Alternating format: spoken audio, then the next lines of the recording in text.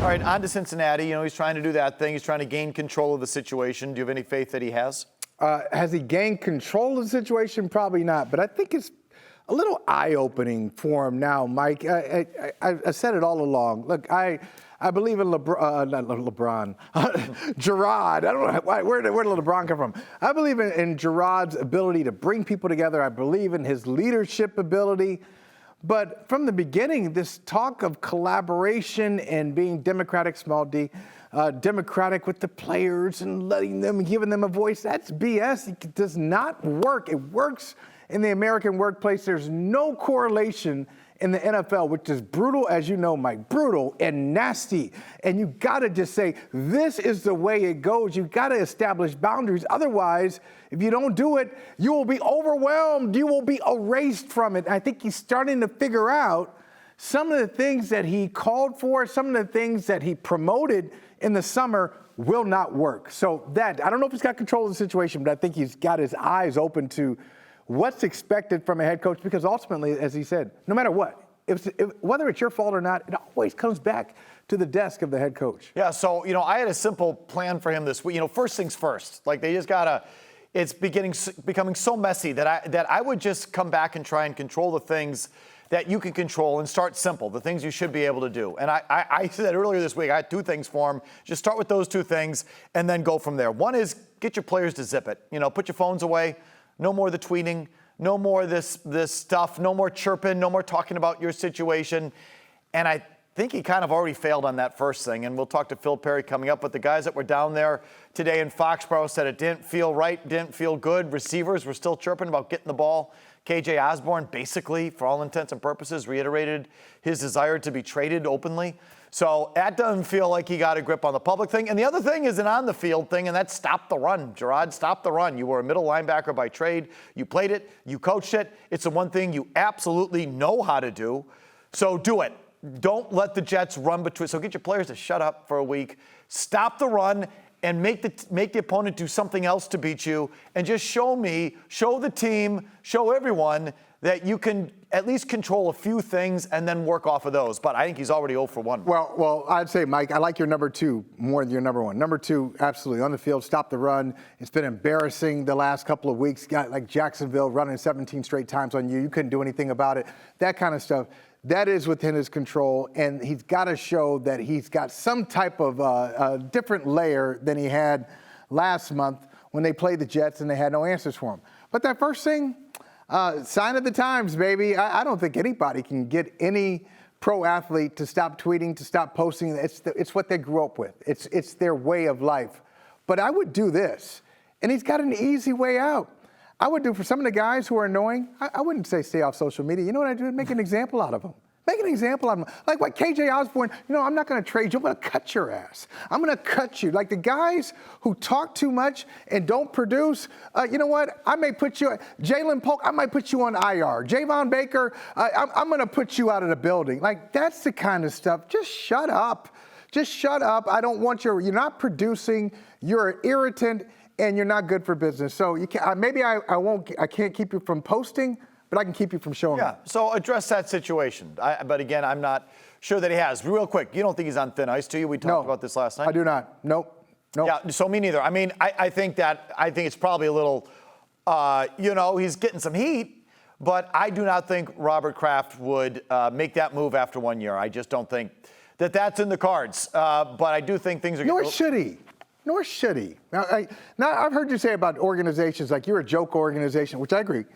You're a joke organization if you continually, first, second, third pick overall, you're drafting quarterbacks, and you listed some of these teams that just continually find themselves at the top of the draft, and they just, the Jets are in that conversation, and Arizona, and just like some of the dregs of the league or former dregs of the league like Detroit.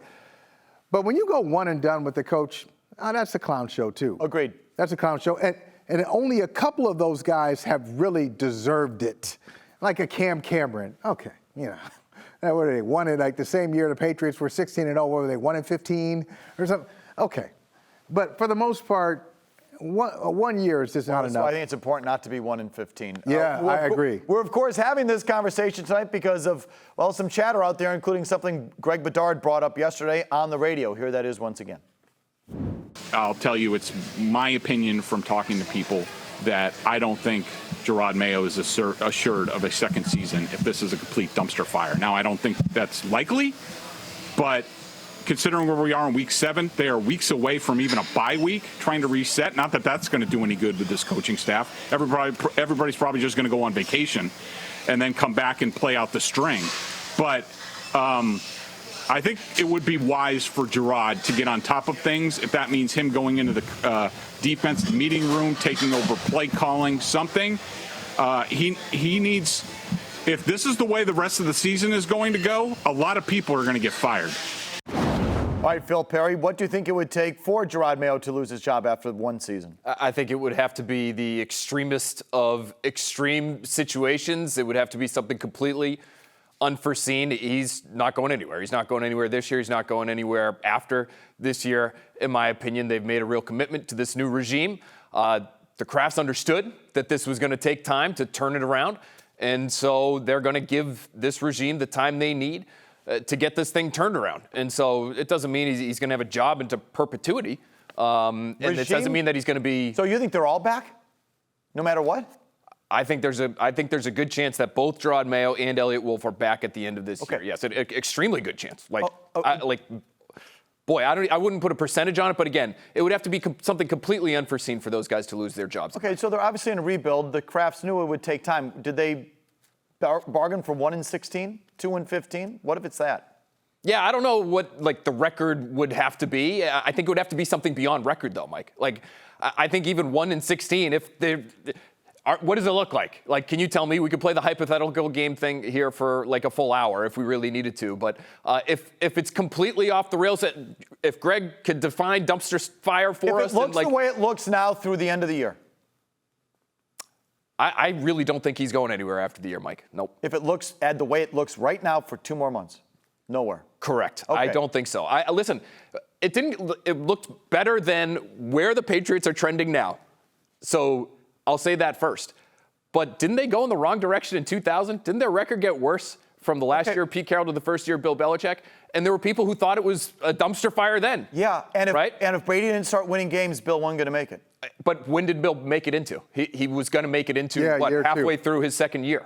Yeah, right? So you're talking about after year 1 completely wiping out this regime. It's just, again, it's not happening. Yeah. Bill's first 18 games, 5-13, and then we know what happened. Then Tom Brady takes over and turns around the Patriots and turns around Bill's career, quite frankly. But, Bedard mentioned something else yesterday, Phil, and I just want to get your take on it. He said, there were some thoughts, maybe some second guessing over the summer with the powers that be about Jerod and possibly Eliot Wolf. Based on what you know and what you've heard, do you think there was a real serious conversation about, maybe we got the wrong guy? No, I don't. I've actually, I've heard the opposite. But that doesn't mean that there aren't people that are somewhere in the building. Maybe are they holdovers from the previous regime, for instance, that didn't like the way things are going and that, had some murmurings among themselves. I really don't think that at the ownership level that was a conversation. All right, let me ask you guys, both you guys. What do you think? Honestly, do you believe in the current regime, Phil? I do. I believe in a lot of things that Michael just mentioned off the top. I believe in the ability to communicate. I believe in his football understanding. I'm trying to be consistent here, and I know it hasn't looked good, obviously, the last 6 weeks. But for us to say some of the things we said when the hire was made and to believe the things we believed then, the expectations were obviously low then. I think they probably should have rightfully dropped when you saw some of the players that they lost early this season. And so, of course, it's been ugly. It's been bad. But I believe that they should be given the opportunity to turn this thing around. That's not the question. As a fan, a follower, you think these are the guys? Mayo, Wolf, you feel good. You feel good about where they are and where they're headed with these guys. Really, in your heart, you feel that?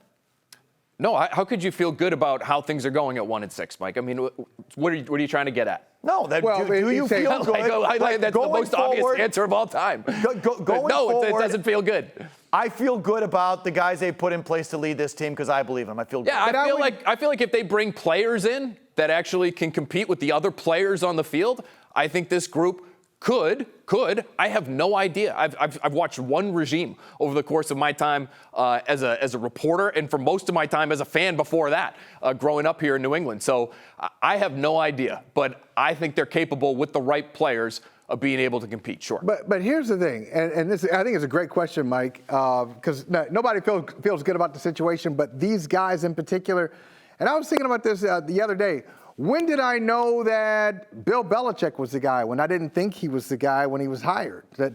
Being completely honest, I ripped the hire. I thought, oh my, you can't bring this guy. When did you know that Bill Belichick was the guy? I'm guessing most people didn't know until year 2. In the middle of year 2, oh, we got something here. Like, when do you know that a guy in a rebuilding situation is the right guy for the job? Okay, well, that's true. I didn't believe in Belichick the first year either. That's for damn sure. And I don't believe in these guys either. So, like, I mean,